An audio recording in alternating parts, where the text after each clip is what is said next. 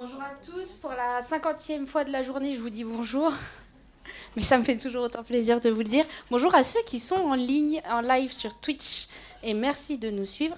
J'ai une petite pensée pour ceux qui sont sur Twitch, parce qu'il y a des gens importants pour moi qui me regardent, donc je suis un petit peu stressée, mais ça devrait bien se passer. On va y arriver. Je compte sur ceux qui sont en présentiel pour me donner un peu d'énergie. J'espère que vous avez bien marché. Merci.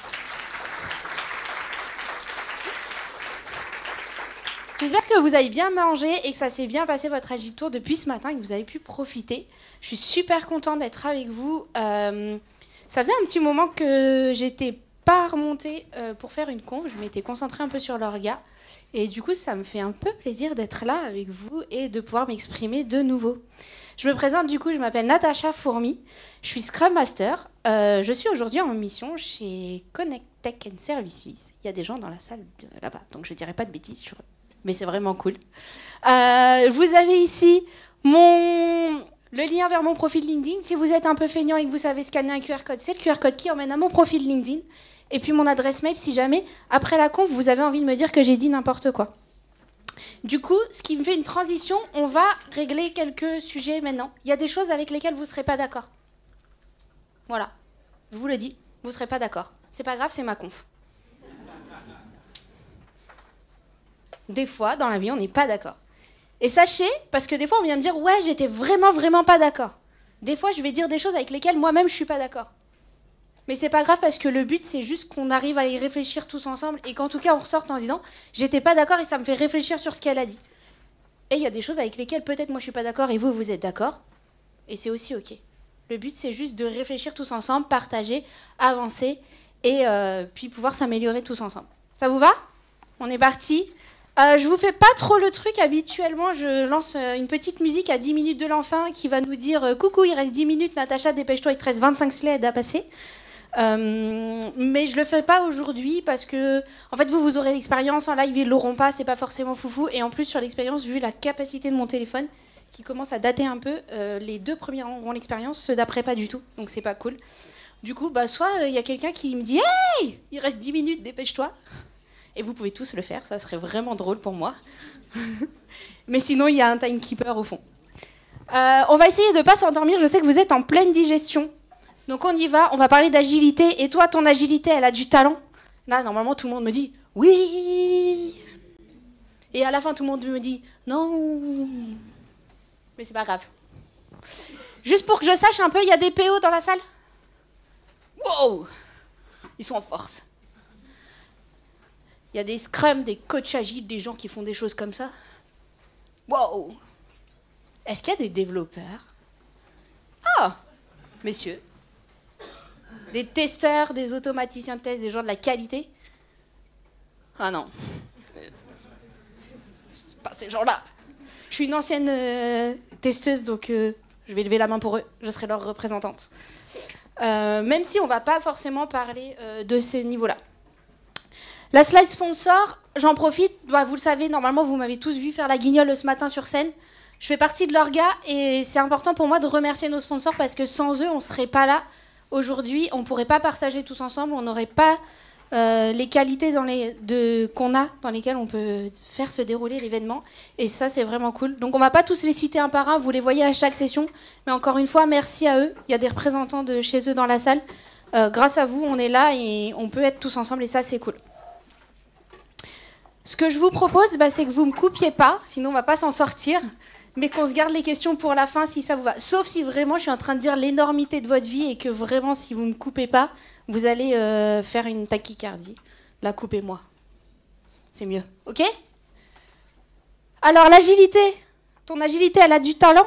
On va parler des grands types d'agilité, parce que l'agilité, c'est quand même plein de choses, hein. C'est plein de choses. Agilité, je suis sûre, on demande à pas mal d'entre nous. On n'a pas exactement tous la même définition. On est dans des contextes qui ne vont pas la définir non plus de la même façon. L'agilité, on en parle, on en entend parler, on en pratique plus ou moins. Mais finalement, qu'est-ce que c'est? Est-ce qu'il y en a plusieurs types? Est-ce qu'il n'y en a pas plusieurs types? Comment on la met en place? Ça va, je ne bouge pas trop, j'ai tendance à m'agiter beaucoup, n'hésitez pas à le dire, si vous avez le vomi et tout ça.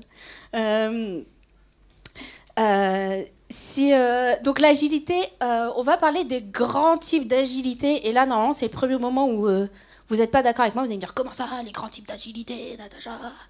Il y en a quand même. On va essayer d'en parler un petit peu.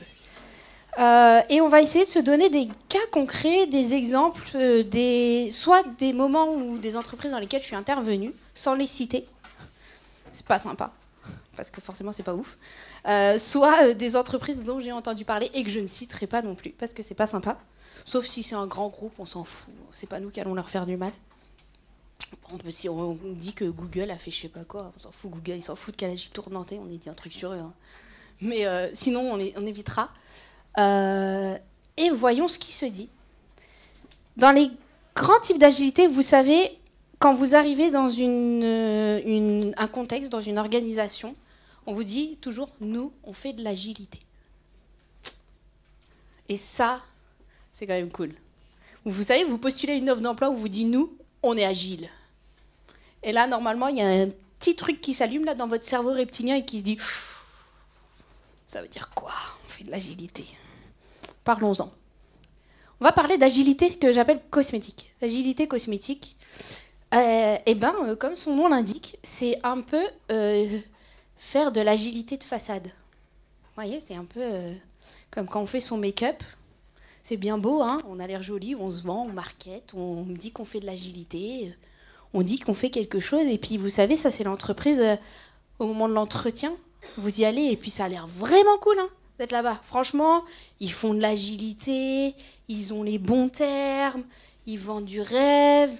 Parfois, ils ont mis un baby-foot. Franchement, c'est cool. Et puis après, vous y allez. Vous faites 1 semaine, 2 semaines. Là, ça commence un petit peu à s'alarmer. Vous faites 3 semaines, 4 semaines. Vous vous dites, c'est moi. Il faut commencer à vous remettre en question. Peut-être que j'y connais rien en agilité. Pourtant, ça me semble un peu chelou. Puis, vous mettez fin à votre période d'essai. Parce que cette agilité, elle était cosmétique. Et qu'en fait, ils ne faisaient pas forcément de l'agilité. Je suis sûre que à peu près tout le monde a dû connaître un contexte comme ça. Et ça arrive.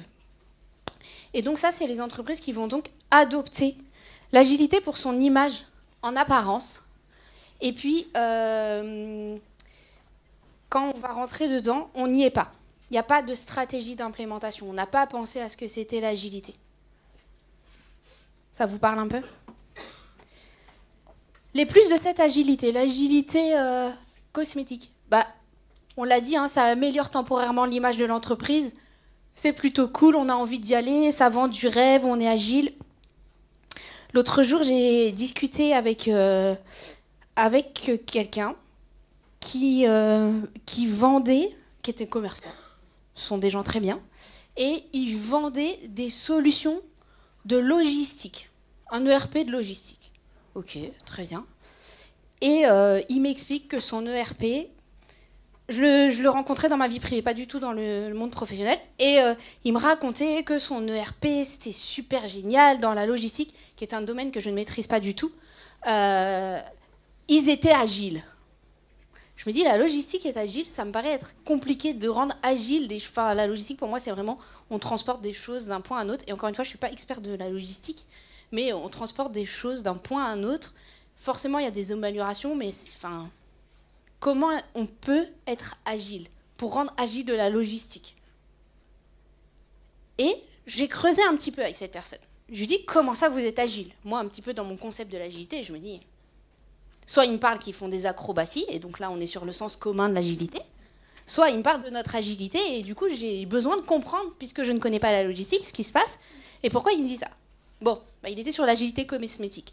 En gros, leur marketing, il avait dit, il faut dire qu'on fait de l'agilité, c'est super beau, ça claque, ça attire du monde, ça vend bien. Mais derrière, ils avaient des vieilles technos, ils faisaient tout en cycle en V, il n'y avait rien d'agile. Là, on était sur l'agilité cosmétique. Et donc, ça a amélioré l'image de leur entreprise parce que c'était vendeur à la fois pour leurs clients, pour les gens qu'ils essayaient de faire interner, travailler pour eux, interner dans leur entreprise, etc. Mais ça ne marchait pas. Et donc, du coup, le risque, on le connaît, si vous avez été dans un contexte comme ça, c'est la déception pour vos équipes. Ça crée de la confusion. On a tous connu quelqu'un, si ce n'est pas vous-même, qui a été dans ce genre d'entreprise où l'agilité est cosmétique Et en fait, vous poussez tellement le concept que vous vous en revenez à vous remettre complètement en question et à perdre votre confiance en vous. Vous vous dites, mais en fait, j'ai rien compris depuis le début, ça fait 10 ans que je fais ça, et ça marche pas.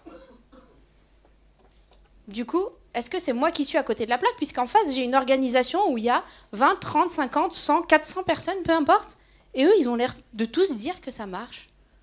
Mais c'est pas ce que moi, je connais. Et donc, vous perdez votre confiance en vous. Donc ça, c'est un peu les risques d'avoir cette agilité cosmétique. Ça va ? Je vous ai plombé l'ambiance. Oh, c'est chaud. Vous voulez une blague ou quoi ? Elles sont nulles, mes blagues. Tu les connais, toi. Après, on va parler d'agilité réactive.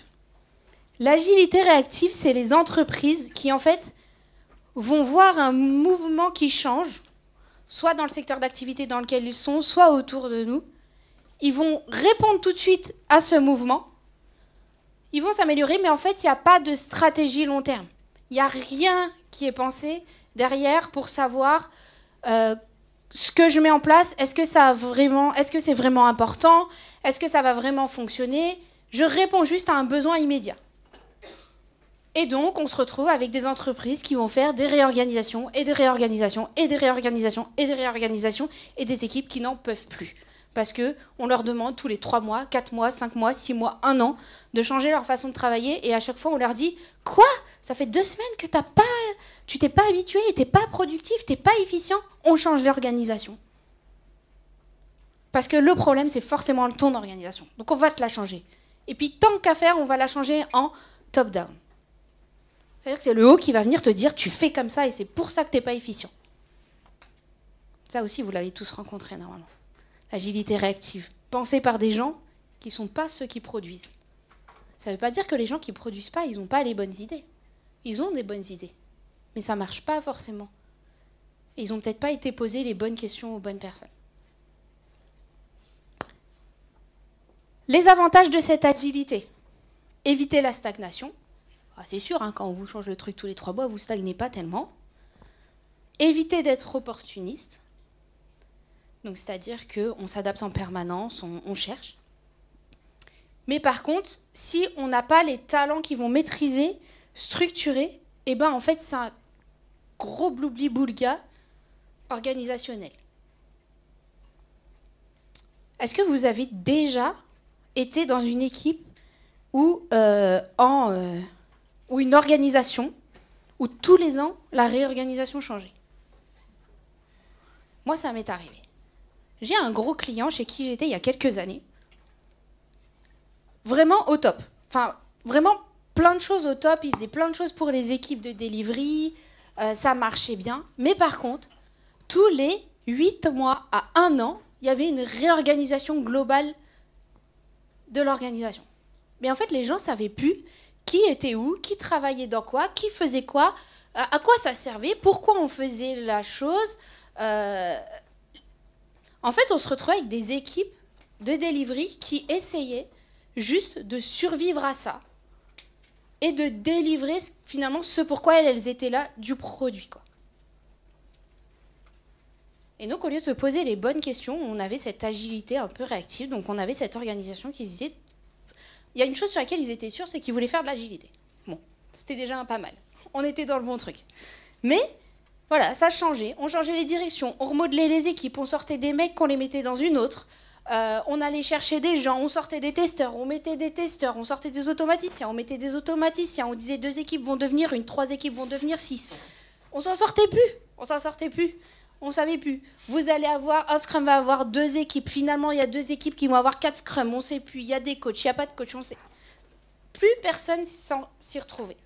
Et donc, cette agilité réactive, elle est néfaste en ce sens-là. Quelqu'un veut sortir ? Ça va, ok. L'agilité stratégique. C'est un peu ma préférée. L'agilité stratégique, c'est l'agilité qui est planifiée. Ok ? Elle est planifiée, elle est alignée sur des objectifs, mais de croissance. C'est-à-dire que finalement, on va ne penser qu'à la croissance que peut nous apporter l'agilité. J'ai été dans une entreprise où on me disait, peu importe, il faut que ça réponde à la croissance pour la croissance. La croissance pour la croissance, je ne suis pas commerciale et donc je n'ai pas d'avis sur le fait, je ne suis pas CEO non plus ou PDG ou je ne sais quoi, donc je me doute bien qu'une entreprise, son but c'est de faire de l'argent au bout d'un moment, peu importe. Mais la croissance pour la croissance, en tant que Scrum Master, en tant qu'agiliste, ça me fait me poser des questions. Je me dis, dans mon travail, il y a un moment où en fait, mon job c'est aussi que les gens travaillent dans des bonnes conditions, se sentent suffisamment à l'aise, dans la bonne organisation qui leur convient à eux, pour qu'ils puissent délivrer du produit correctement, sereinement et de qualité.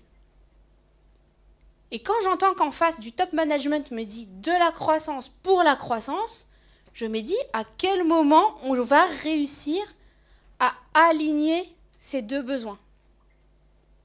On le sait, généralement, la croissance pour la croissance, on n'a pas très envie de savoir si nos gars, ils se sentent bien, si ils ont envie de nous donner leur mood du jour ou comment s'est passé leur sprint ou je ne sais quel autre indicateur qui va être lié à l'humain. Et pourtant, ces entreprises-là, si vous y allez et que vous les rencontrez, ils vont vous dire, nous, on est des agilistes. Nous. On est agile, on est une entreprise agile. Hein.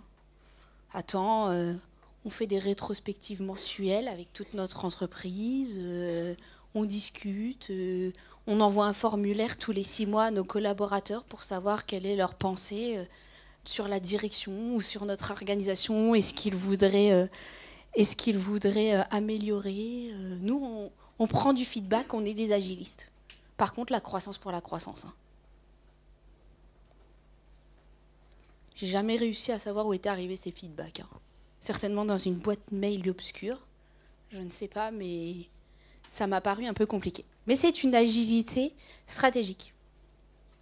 Et le combo magique, évidemment, c'est l'entreprise qui va vous faire les 3. Hein.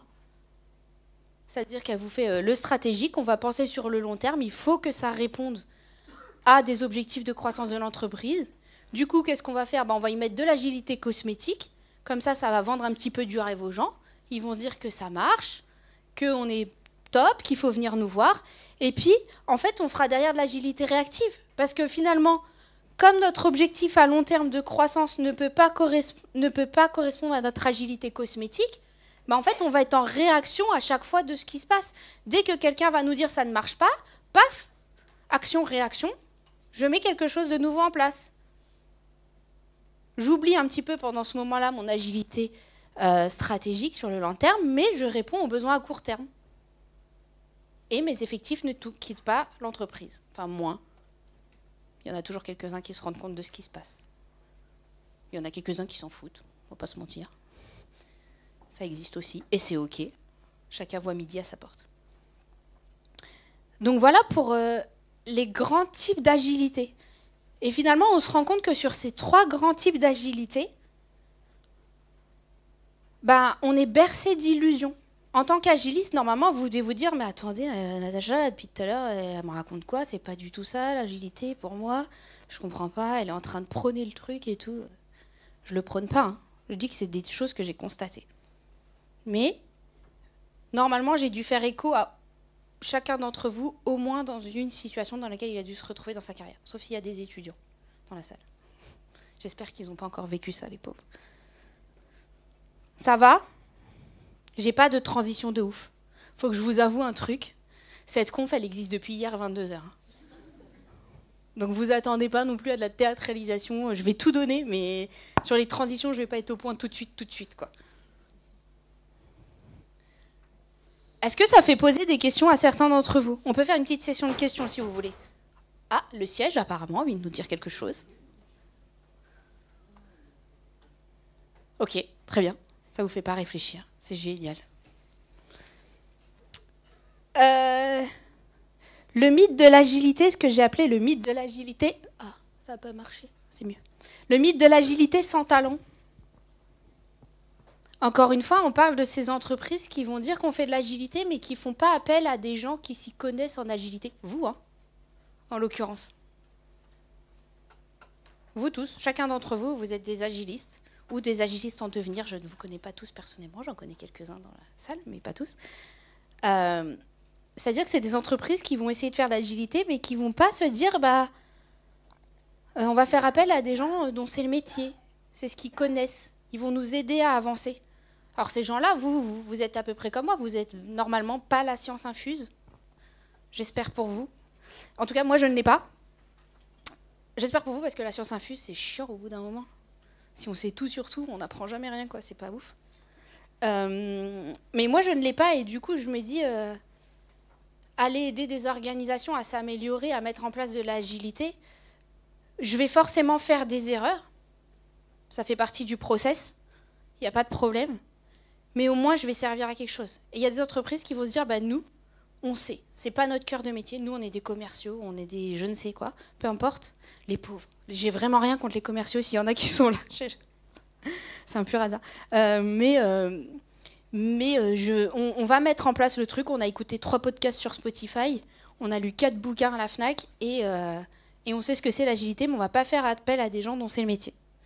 Et donc, c'est faire appel à l'agilité, mais sans y mettre les talents qu'il faut en face. Bon, mon pointeur, il marche quand il veut. Voilà, on va y arriver.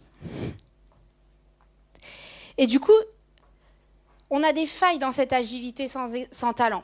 Parce que du coup, on n'apporte aucune expertise. Et finalement, l'agilité, vous ne faites pas du dev sans développeur. Quoique maintenant, avec le no-code, on peut un peu. Mais quand même, quelqu'un a déjà fait une appli en no-code? C'est pas ouf à la fin, quand même, on va pas se mentir. Ça fait des bases, quoi. Faites un formulaire, allez pas trop loin non plus, quoi. Et pour l'agilité, c'est pareil. Sans expertise. L'agilité, c'est pas juste nous, on change. Nous, on est agile parce que nous, on change. C'est léger, hein? Nous, on change, c'est-à-dire que quoi? T'as changé la marque du café, t'as changé, c'est simple. C'est pas ça l'agilité, ça va plus loin. Et du coup, on n'accompagne pas les gens parce qu'on fait pas appel à ces experts-là. Enfin, vous, encore une fois, les experts. Et souvent, vous savez, c'est les entreprises dans lesquelles on arrive et on vous dit, on transforme. Ça m'est arrivé. Je suis allée dans une entreprise. Je suis intervenue dans une entreprise et nous, on est dans notre transition agile. Cool. Et c'est ça qui m'a attirée pour aller dans cette entreprise. On est dans notre transition agile. Je me dis, ok, cool. Une entreprise dont je ne citerai pas le nom, mais qui n'a pas la réputation d'être agile. Donc c'était plutôt pas mal qu'il soit dans la transition. Je me suis dit, c'est cool. Allons-y et voyons ce qui se passe. Et j'y vais. Et je fais un mois et je me retrouve dans la situation de tout à l'heure. Je commence à me dire, oh, on n'est pas dedans, la transition agile, là. Elle est loin devant. On se dit que peut-être on va y aller, mais on n'y est vraiment pas, quoi. Mais au moins, c'était cool. Ils avaient fait appel à des gens. Ils avaient embauché du monde qui venait du monde agile, qui étaient des gens qui savaient ce qu'ils faisaient, qui étaient... les sièges, aujourd'hui, ils ont envie de nous parler, quoi. Il y avait des gens pour les accompagner. Et sauf qu'en fait, quand j'ai creusé un peu plus, je me suis rendu compte que dans cette transition agile, ils avaient fait former tous les managers, tous les directeurs de service, les directeurs de direction, tous. Mais par contre, les gens qui faisaient du produit, les PM, les PO, les devs, les testeurs, les automaticiens, les gens qui produisent... Ah ouais, il y a un sketch aujourd'hui avec les sièges pour de vrai. C'est l'angoisse. On va jouer. À votre avis, il est où le prochain qui tombe?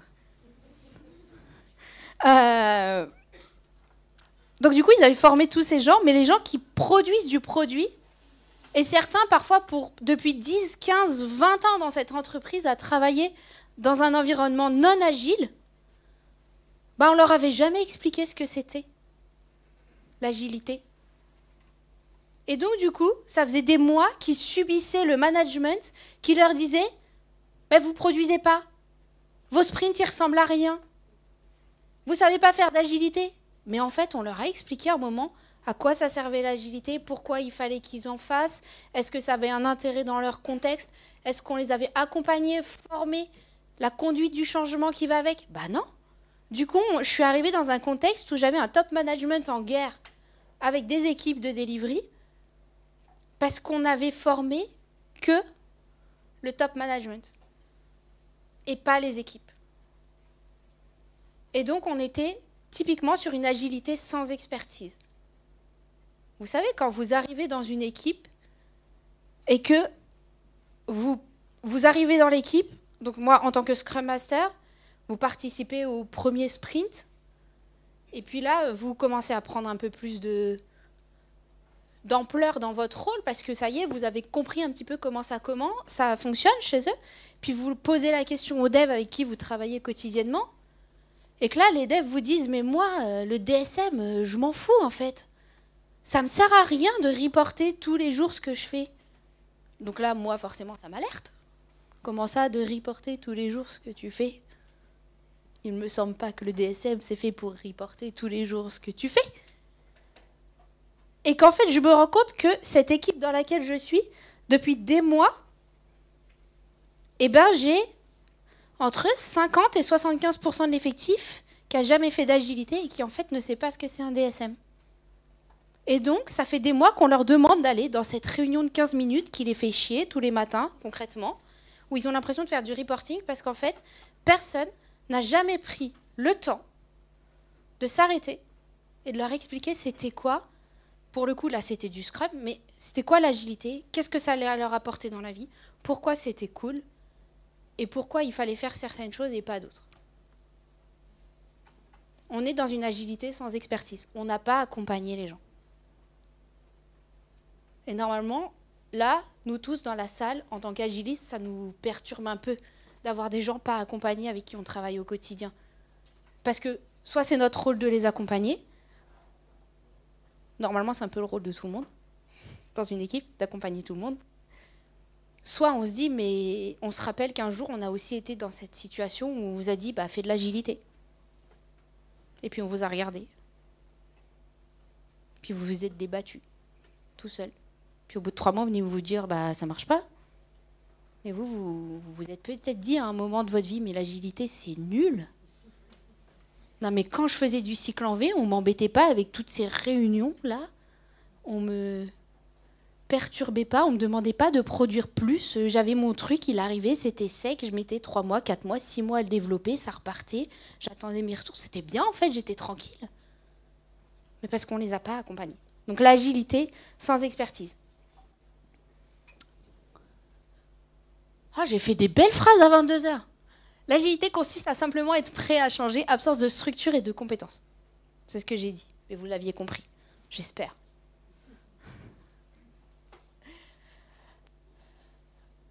Allez. Les erreurs dues à un manque de talent spécifique. C'est pareil. Si on n'a pas les bons talents pour accompagner. Donc là, vous êtes dans une entreprise qui se dit qu'elle change, qu'elle fait de l'agilité, elle embauche des gens, et ça, c'est cool. Elle se dit, théoriquement, elle fait les trucs bien. Je vais me faire accompagner par des talents de l'agilité, des gens qui vont m'apporter l'expertise, qui vont m'aider dans la conduite du changement, qui vont accompagner mes équipes, mon management, etc., etc., etc., l'organisation complète, qui vont nous aider. On connaît tous des gens qui sont super dans ce job-là. Sauf que vous arrivez et vous vous rendez compte que les personnes qu'ils ont embauchées, ce n'est pas les bons talents. Ce n'est pas les bonnes personnes. Et ça fout un peu les nerfs. Parce que du coup, on sait tous comment ça termine. Spoiler, mal. Il faut prendre les bons talents en face. Si vous vous faites accompagner en agilité pour faire votre transformation agile par quelqu'un qui a 25 ans de cycle en V derrière lui, mais qui, au bonheur, a passé sa certification Scrum 2 semaines avant de commencer chez vous,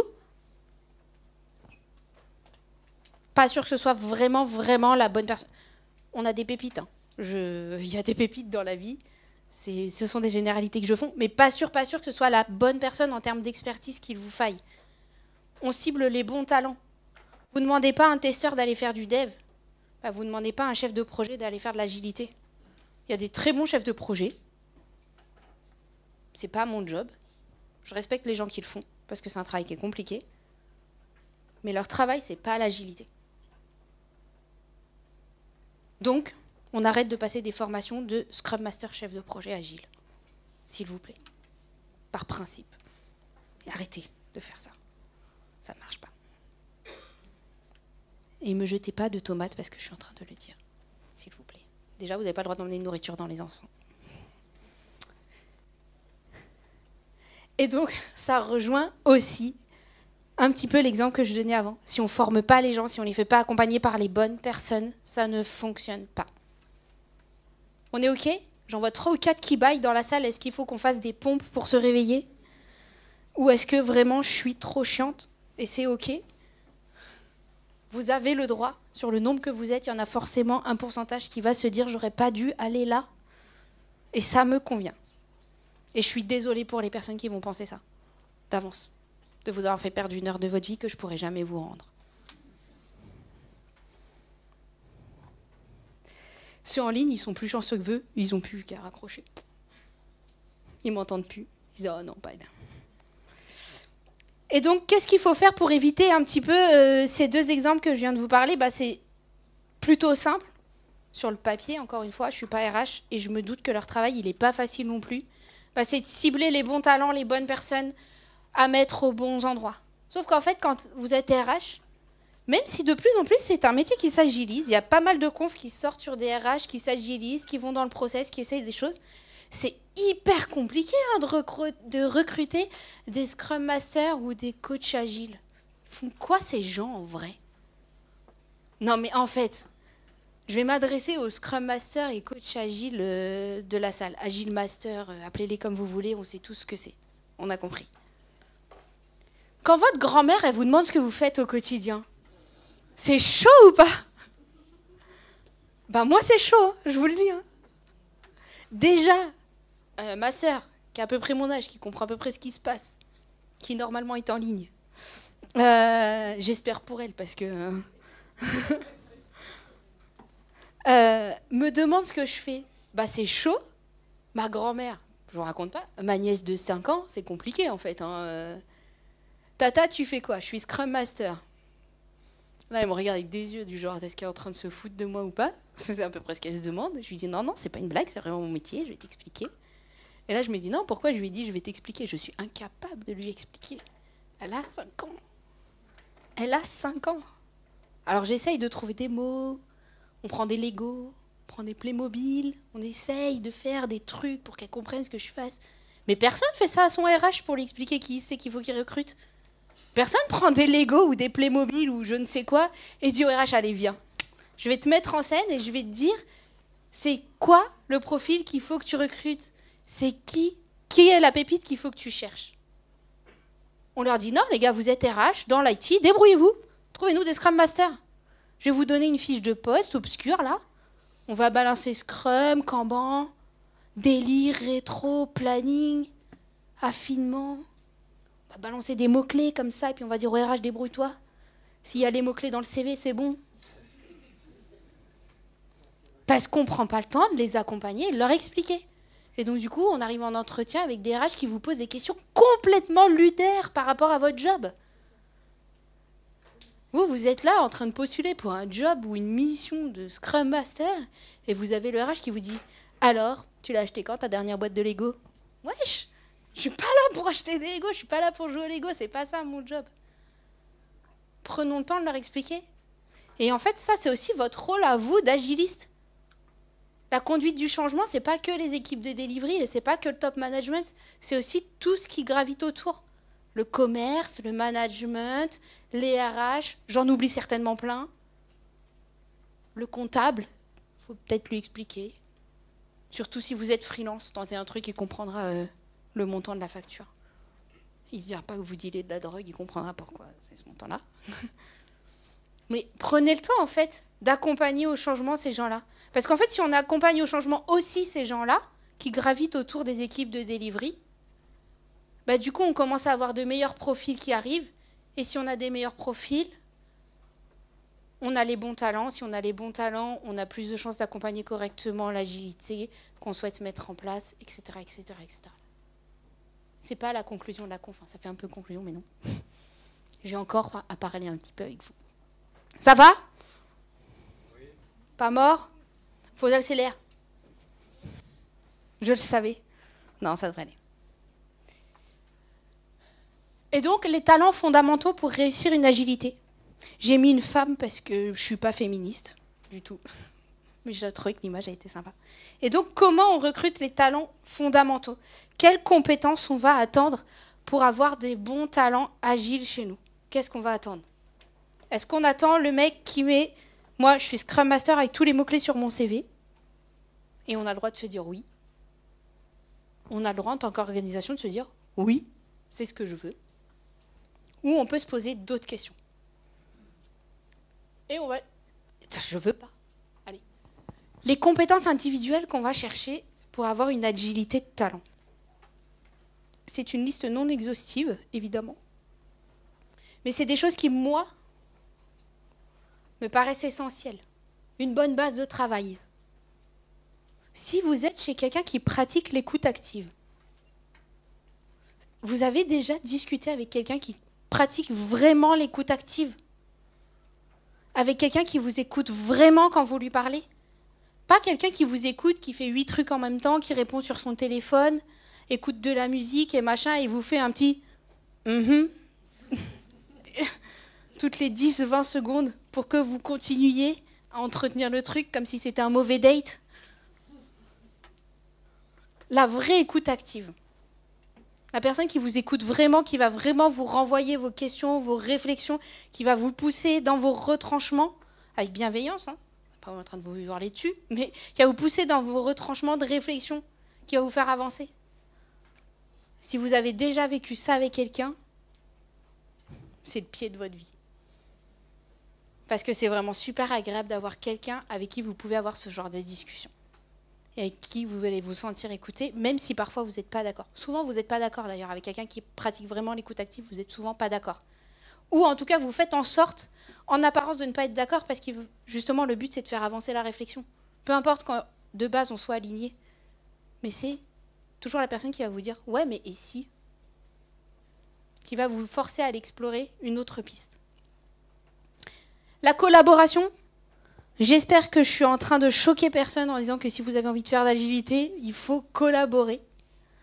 Nous avons tous connu un ou une Scrum Master dans notre vie qui était Scrum Master, mais qui n'aimait pas parler aux gens. La vie est longue pour cette personne. La vie est longue pour ces équipes. La collaboration, c'est hyper important dans l'agilité. On est tous d'accord? Quelqu'un n'est pas d'accord? Après ce que je viens de dire, la personne va me dire moi. Sauf quelqu'un d'un peu téméraire. Et la proactivité et l'innovation. L'agilité, pour moi, si on veut éviter, parce que tout à l'heure, j'ai un peu balancé sur le top management, les pauvres, et c'est pas sympa pour eux. J'ai dit, ils font des réorgs, ils nous les balancent, on n'est pas content, bouh, on sort les fourches, on sort les torches, on fait la révolte, tout ça. Tout le monde s'envoie le gif de Kaamelott pendant 3 semaines en disant « Ouais, révolte !» Mais en fait, est-ce que aussi les équipes, à un moment, elles se sont dit « Mais on n'est pas content, mais on va proposer quelque chose ?» Ou est-ce que juste elles ont fait « Ouais, on n'est pas content, on est français en plus, donc on n'est pas content !» Mais est-ce qu'elles se sont dit « Ok, on n'est pas content, mais on va proposer quelque chose ?» Bah ouais, on le sait. Souvent, on s'arrête juste à « on n'est pas content ». Mais le « on va proposer quelque chose », c'est hyper compliqué. Parce qu'en fait, proposer quelque chose, c'est aussi prendre le risque, pas qu'on nous dise non, et à la limite, c'est le moins pire des cas, mais c'est aussi prendre le risque que ce qu'on propose ne fonctionne pas. Et personne dans le monde du travail n'a envie d'être celui qui va proposer le truc qui ne fonctionne pas. Personne n'a envie qu'on dise « c'est lui, c'était son idée, c'est lui qu'il faut cramer sur le bûcher ». Personne. Sauf qu'en fait, si vous êtes agiliste, vous savez qu'on ne devrait jamais arriver à cette situation. On devrait plutôt être dans la situation où tout le monde propose des trucs et si ça ne marche pas, chouette, ça ne marche pas, on l'a essayé, ça ne marche pas, bah on n'y va pas. Normalement, c'est ça qu'on devrait se dire. Chouette, on s'est trompé. Chouette, on s'est planté. Cool. Ça marche pas. Eh ben, c'est pas ça. Sinon, on dit juste qu'on a 4 ans et qu'on n'aime pas les brocolis, alors qu'en fait, on n'a jamais goûté aux brocolis. C'est pareil. Même à 40 ans, on a le droit de trouver les brocolis pas bons. Je ne plus sois pas, j'adore les brocolis. Mais j'entends. Est-ce que tu as goûté? Tu as goûté? Ok. Alors c'est accepté. Mais voilà, en fait, il faut aussi que les équipes se responsabilisent et aillent au-delà du « ça ne va pas » et proposent des choses, essayent des choses. Et le truc, Dieu sait que je déteste faire ça, mais en fait, c'est hyper important. Faites des rex. Et Dieu sait qu'en tant que Scrum Master, animer un rex, c'est vraiment pas ma passion dans la vie. Mais quand même, faites des rex. Posez-vous la question. Et arrivez et dites à votre top management, nous, on a fait ça, nous, on a essayé ça et ça n'a pas marché. C'est chaud. Votre Scrum Master, il est là pour vous aider normalement. Ou ça a marché. Vous imaginez comment c'est cool, vous êtes dans une organisation, ça fait des mois qu'on vous impose des trucs, et vous arrivez et vous dites, nous, on a réfléchi. Pas mal. En équipe, encore mieux. On a essayé. Waouh. Et ça a marché. Nous avons un gagnant. C'est hyper important. La proactivité et l'innovation. Et si vous avez ça dans chacune des personnes que vous avez au sein de votre équipe, bon courage, ça va être chiant, ils vont tous vouloir essayer des trucs dans tous les sens. Mais au-delà de ça, ça va être super. Vous allez pouvoir apporter tout ça. Les compétences d'équipe, l'agilité avec talent, elle nous demande des compétences d'équipe. La coordination. On est tous arrivés dans une équipe. Vous savez, cette équipe pleine d'individus qui travaillent les uns à côté des autres et pas les uns avec les autres, qu'on appelle une équipe parce qu'en fait, un jour, on a dit « Ouais, vous tous, vous êtes la team A. » Et voilà, on les a laissés là. On ne les a pas aidés à devenir une équipe. Et ça prend de devenir une équipe. Hein. C'est pas inné pour tout le monde de faire équipe avec quelqu'un d'autre. Moi, j'ai tendance à faire équipe avec n'importe qui. Hein. Vous voulez faire équipe avec moi, venez, on fait équipe, on va bien se marrer de toute façon. Mais c'est pas dans la nature de tout le monde. On est en train de me faire des gestes. Ah! Attendez, c'est moche. C'est fini. C'est pas moi. C'est pas ma faute. Et donc, du coup, j'en étais où? La coordination. Ouais, donc il faut avoir des gens qui sont prêts à se coordonner avec les autres. Qui, par exemple, savent à quoi sert un DSM. À se coordonner, pas à reporter, normalement. En théorie. Dans la mienne. Vous avez le droit de ne pas être d'accord. La synchronisation, c'est pareil. Encore une fois, si vous travaillez les uns à côté des autres et pas les uns avec les autres, on a un front qui attend des données que le bac n'envoie jamais. On a des données qui arrivent du bac que le front ne recevra jamais, pour des raisons obscures, parce qu'on ne sait pas synchroniser, ceci après 8 sprints de développement. Et que personne, on ne s'est tellement pas synchronisé qu'on arrive en démo, vous voyez. Cette fameuse démo, on dit, vous savez, ça fait 8 sprints, on vous montre des trucs obscurs, là. On va enfin vous montrer ce que ça donne, le Big Bang. C'est un beau Big Bang, hein. Ça marche pas. On ne sait pas synchroniser pour travailler ensemble, avoir les données ensemble. Ça fait partie de l'agilité. L'adaptabilité. Personne me dit quoi? L'agilité, l'adaptabilité, ça va pas ou quoi? C'est pareil, hein. Je suis sûre, si vous pensez tous à l'équipe dans laquelle vous êtes actuellement, vous voyez tout de suite la personne dont je vais vous parler. A.K.A. le ronchon. Je suis en train de vous voir. Vous voyez tous qui c'est. Je ne veux pas savoir qui c'est. On ne sait jamais, un jour, je pourrais bosser avec lui. Et je ne veux pas avoir un avis, un préavis sur lui. Vous savez, le ronchon, c'est celui qui veut rien changer. C'est nul. Ça marche pas. J'ai pas envie. Et puis vous êtes là et vous essayez de vous dire non, mais on va s'adapter, on va changer, il y a des trucs qui fonctionnent pas. On va essayer des nouveaux trucs. Peut-être ça marchera pas, on en essaiera des nouveaux. Et lui, il vous dit non. Et d'ailleurs, il vous dit juste non. Vous ne savez même pas quoi faire avec ce non qui est devant moi. Souvent par Teams, en plus, il vous dit non. Et là, vous êtes devant votre PC et vous dites ah, je fais quoi de ce non, moi? Je lui dis non, j'ai pas une explication, je sais pas. Et vous sentez bien que si vous allez creuser un petit peu le non, vous n'obtiendrez. Je constate que dans la salle, il n'y a qu'une personne qui fait attention au temps et me fait des signes sur les 10 minutes qu'il me reste. Je constate. C'est important d'avoir ces compétences d'équipe, l'adaptabilité. Ça ne veut pas dire que le ronchon, il faut sortir de l'équipe et pas s'occuper de lui. Et là, c'est le job de tous ces gens qui ont le talent d'accompagner les autres. Je tente d'avoir ce talent. Des fois, on l'a mieux que d'autres. Des fois, on l'a mieux avec certaines personnes que d'autres. Et j'ai pas d'explication, ça s'appelle l'être humain. C'est comme ça. Des fois, il y a des gens que vous n'arrivez pas à les embarquer avec vous. Mais votre rôle avec le ronchon, et j'espère que vous en avez qu'un, quand il y en a plusieurs, si vous avez une équipe de ronchons, force à vous. Mais en fait, finalement, c'est peut-être pas avec le ronchon de faire en sorte que il devienne plus un ronchon. Finalement, ok. Mais peut-être c'est qu'il commence un petit peu à s'adapter aux autres, à plus se sentir être le centre, à plus dire que parce que lui il ronchonne, le reste de l'équipe va forcément s'aligner. Parce qu'en plus, on s'aligne souvent sur le ronchon. Il ronchonne. Et on n'a pas envie qu'il ronchonne. Parce que nous, on veut aller manger des haribots avec les autres et boire des coups. Surtout toi. Je te connais.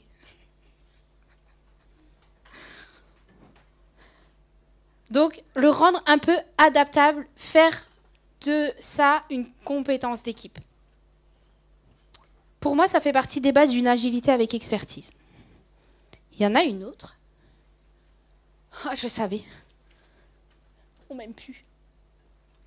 Oh, ça l'a changé. Le leadership dans l'agilité. C'est hyper important, le leadership dans l'agilité. Vous êtes déjà arrivé dans une équipe où il n'y a pas de leadership? Genre, il n'y a personne. Vous avez une équipe, là, ils sont 8, 9, là. Ça fonctionne, hein?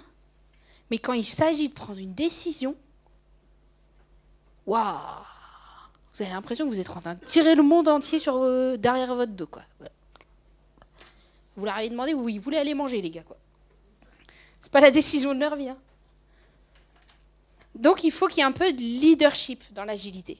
Parce que le leadership dans l'agilité, ça va être les personnes qui vont apporter la vision. Et souvent, la vision, on arrive et on va dire au Scrum Master, c'est toi. Tu es la vision. Et là, vous dites, moi, je suis la vision de rien du tout, je suis là depuis 2 jours. Moi, je viens voir déjà avant d'être la vision. Et on vous dit, bah non, t'es le Scrum Master, c'est toi l'organisationnel, c'est toi qui sais où on va, t'es la vision. Et là, vous vous trouvez dans un rôle, ok pour vous, en absolu, d'aider et tout ça, mais on vous place en leader dans une équipe que vous ne connaissez pas. Pourtant, vous allez certainement devoir en faire preuve quand même de leadership pour pouvoir accompagner ces gens qui ont besoin que quelqu'un leur dise « on va par là, ça va bien se passer » ou « ça va pas bien se passer, mais c'est pas grave, on va quand même essayer ». C'est aussi ça. Il faut faire preuve de soutien. Pareil, dire aux équipes c'est ok. Des fois, c'est tout bête, hein. Moi, je sais, en tant que Scrum Master, les équipes elles viennent me voir et me disent « oui, Natacha, je fais ça ou je fais ça ». J'en sais rien, moi. Vous savez ce que je leur dis toujours? Vous feriez quoi, vous? Souvent, ils me disent, ouais, nous, on ferait ça. Bah, faites ça. Ils me disent, ouais, si ça marche pas. Je dis, bon, on dira que c'est moi. Allez-y. Et souvent, ça marche. En fait, ils savent. Mais ils ont juste besoin que quelqu'un qui, pour eux, d'après eux, a le leadership de l'équipe. En tout cas, ils ont le sentiment que cette personne, elle a le leadership de l'équipe, leur dise, je te soutiens dans la décision que tu prends. Et je serai là pour assumer les conséquences avec toi. Pour les parents, c'est un peu comme vos enfants. Pour les non-parents, vous êtes comme moi, vous avez de la chance, il n'y a personne qui vous embête à la maison pour ça. Et encadrer le changement, le leadership aussi. Donc, je parle du Scrum Master, mais en fait, n'importe qui dans une équipe peut avoir le leadership et n'importe qui dans une organisation peut avoir le leadership. On va aussi attendre toutes ces qualités du management et du top management, évidemment. Le soutien, il me reste 5 minutes, ça suit au fond. Merci. Encadrer le changement.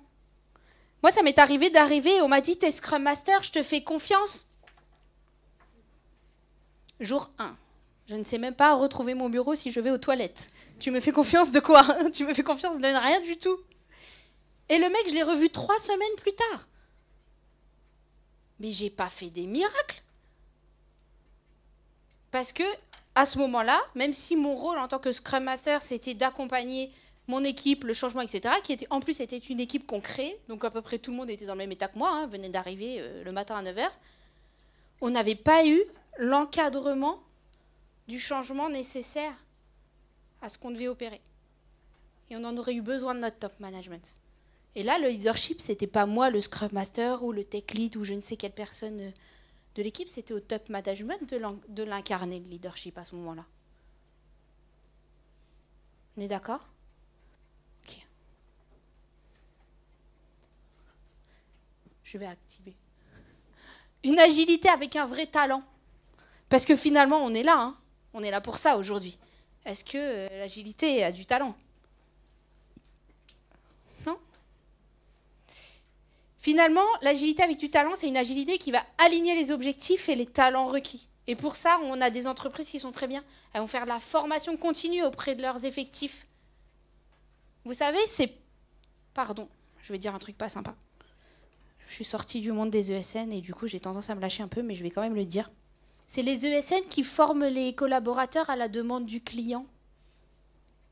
Ça a quel sens? Enfin, c'est cool, hein, c'est toujours une formation de prise. Mais ça a quel sens? Ça veut dire que si le client, le gars, il est chez un client pendant 10 ans et que le client, il ne demande pas de formation, on ne le forme pas? Bah, du coup, il a 10 ans de retard. Donc, si on veut avoir des talents d'agilité qui sont alignés avec l'agilité qu'on souhaite, on forme les gens en permanence. On fait de la formation continue. C'est hyper important. Et on cultive l'apprentissage. On continue à dire aux gens que c'est OK d'apprendre en permanence, qu'on ait 20 ans, 25 ans, 30 ans, 40 ans, 50 ans, 60 ans, on continue d'apprendre. Et dans notre métier, dans l'informatique, encore plus. Ça va tellement vite. Donc on cultive l'apprentissage. Et ça, c'est dommage pour les étudiants qui sont dans la salle. Ils viennent d'apprendre que c'est pas fini après le diplôme. Les autres le savent déjà, ils se sont fait avoir. On apprend toute notre vie, on cultive ça. Et quand même,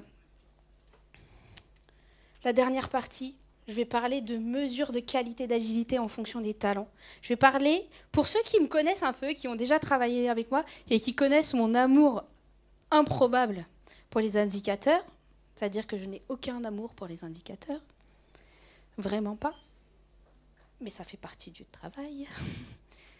Il faut quand même mesurer. Ça se mesure la qualité de l'agilité en fonction des talents qu'on a chez nous.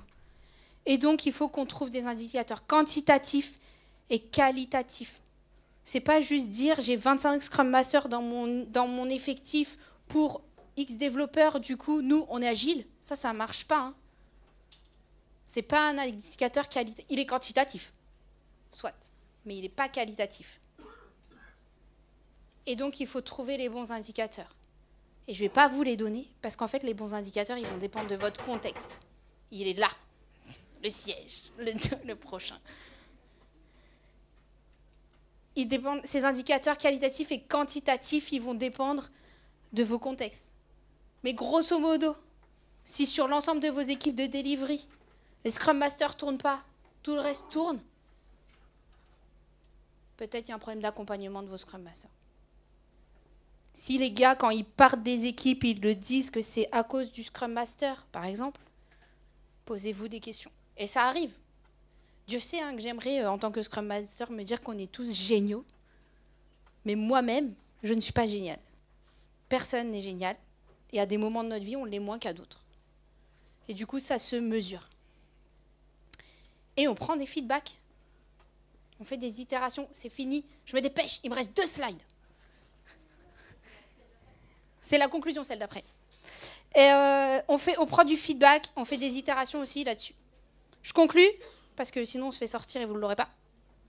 La conclusion, l'agilité sans talent peut devenir une source de frustration et de confusion. Je pense que vous l'avez compris. Une agilité performante repose sur une vision partagée et des talents bien utilisés. On est d'accord? Et vous, votre agilité, elle a du talent? Je vous remercie de m'avoir écouté pendant ces 50 minutes.